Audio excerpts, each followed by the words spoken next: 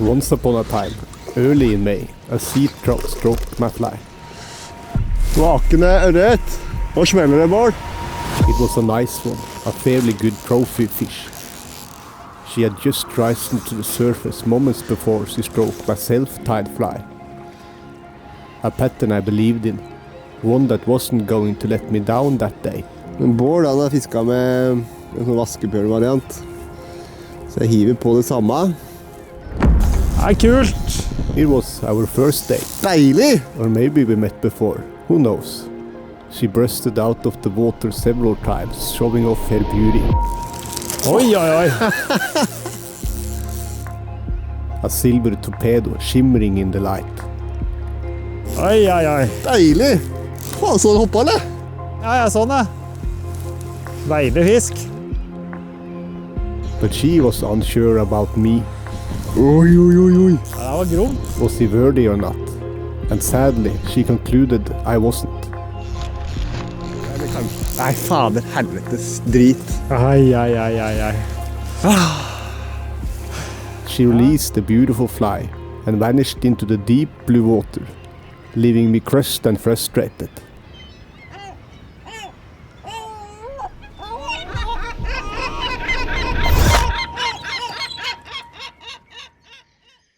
Losing such a beautiful fish hurts, but most anglers who have spent some time by the water have experienced something similar.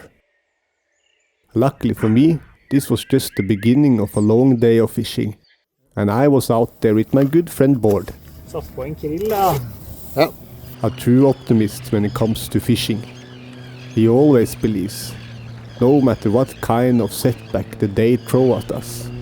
Den var nok så svær og lur, så den lar seg ikke lure. Nei, helt sikkert.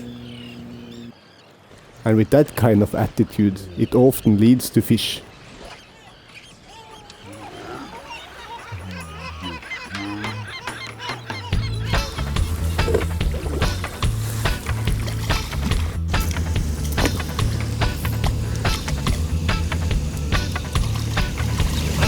Jabba. Turens første sjøørret. Ja, ja, ja. Og så holde den sånn. Ja. Dagens første. Dagens første. Ja da. Og i gang. Vaskebjørn.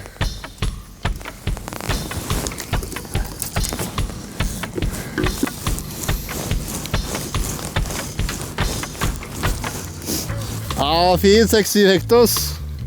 Samme som jeg fikk. Ja. Sjøørret. Dagens første. Nydelig. Vi slipper den.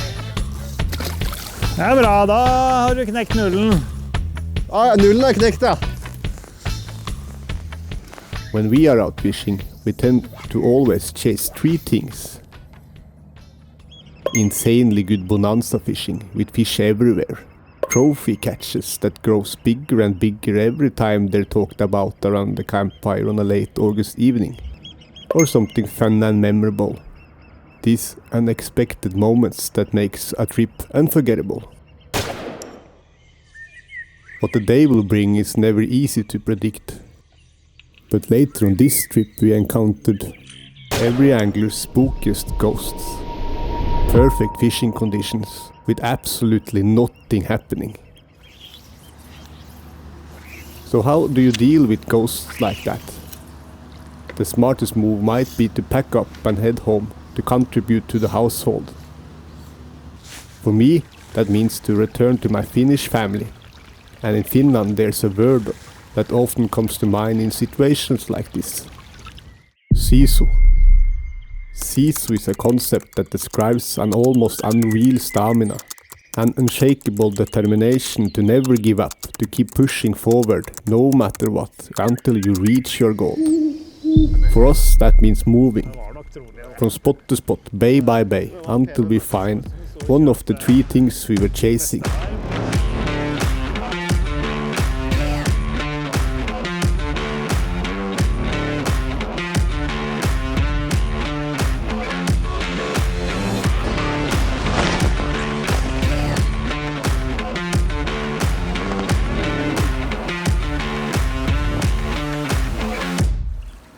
The seemingly perfect fishing condition vanished, and the struggle grew even tougher.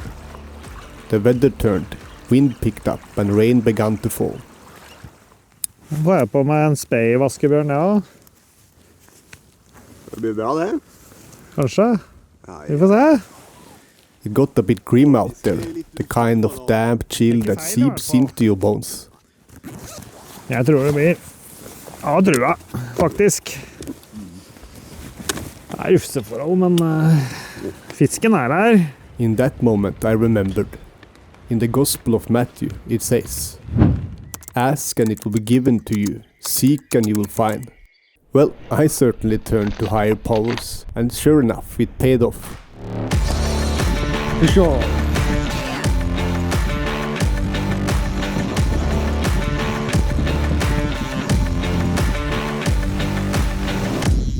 I got my revenge. A beautiful trophy fish that actually saw me as worthy of catching it. Okay, now we're talking.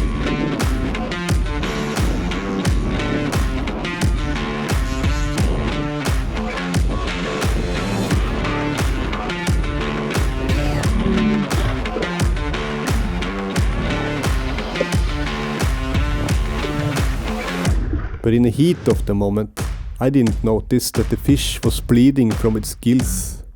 As unfortunate as it was, this fish may have ended up as a feast to the creatures of the deep. Anyway, this fish wasn't quite as stunning as the one I lost earlier in the day. But that's always how it goes. The ones you don't catch are always bigger and more beautiful than the ones you do. Finally, things had turned around. Sisu and belief had led us back to good fishing. And Bård's faith was alarmingly strong now. He was certain a bite was coming any second. And sure enough, he was right. Sett fisk oppe ute her, selv om det har vært mye bølger. Så nå har jeg tro på at den sitter første kastet. Så optimistisk er jeg nå. Der var det borte. Åh! Her, oi, oi, oi. Han følger etter. Ai, ai, ai. Satt ikke. Der, tok den. Jeg tok den.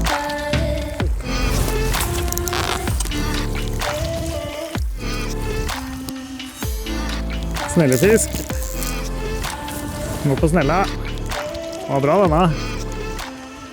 This time it wasn't a sea trout, but another highly valued and for many anglers even more prestigious species, the Arctic char. Some chars, like the sea trout, spawns in rivers and migrates to the ocean to fatten up. In fact, they can triple their weight in just a few months at sea. An absolutely wild species, and without a doubt a highlight of the day. Securing our second goal, a fun and memorable moment that makes a trip truly great.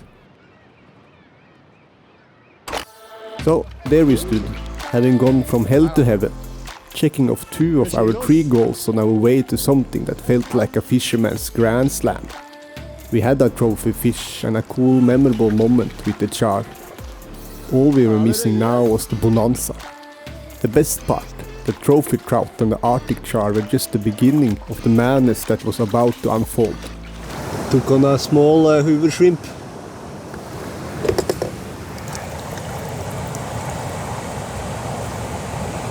Beauty.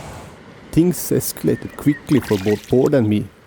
Our confidence grew so wildly that we started counting down to the next bite.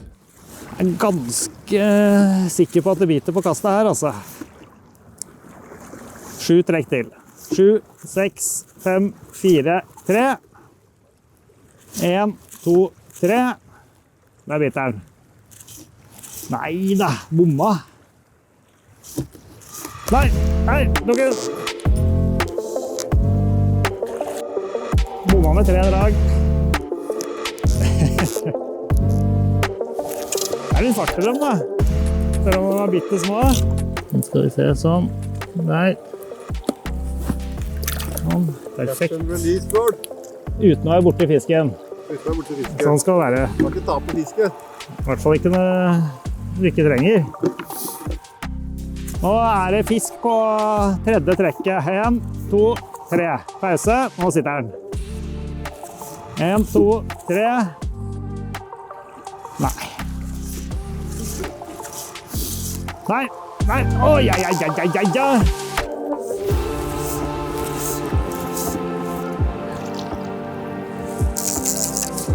Litt mer ordentlig kaliber. Den oppe i oven nå. Syltynn jager. Det er mye større enn 1 kilo. Oi, oi, oi. Der er det. Det er glatt med avsker. Sånn, og så teller du fra 3 til 0. Er det sånn, Bård? Da starter vi. Begynn å dra, da. Det er 3, 2... Au, nesten! We almost pulled it off, but not quite. Just like the Bonanza. We hit it, but not quite. We caught a lot of sea trout, but eventually threw in the towels when we realized it was mostly small ones. But it didn't matter that much. The day was completed. It gave us a sense of peace and joy. And maybe that's what fishing is really about. Getting out there, friendships, highs and lows, excitements and frustrations, all wrapped into one experience. Just remember, if you are rejected or facing tough times, don't give up. There is always light in the end of the tunnel, even for a fisherman.